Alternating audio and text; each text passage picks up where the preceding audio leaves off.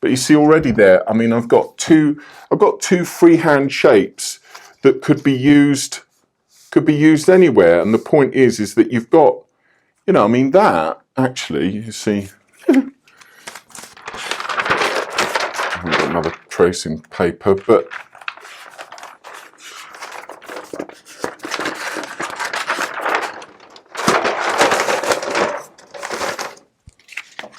see, I'm going off on a tangent now, and you'll have to bear with me because that's going to happen.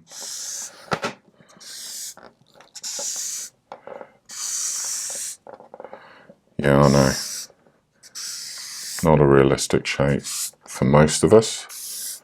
Nonetheless, we've got a centre line in there, and immediately, you know, I know even on here, look at that, how, you know, accidental, and yet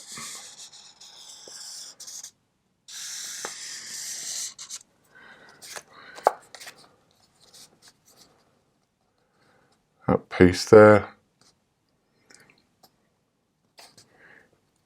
And bear with me, because this is, you know, you'll notice there's no edit points in this video, or any of them for that matter, because I wanted everything to flow to you, inspiration, design and ideas as it's coming to me, because this is how I work. So it maybe for some of you that's not exactly the perfect, but for me, and immediately there, it's the start of something.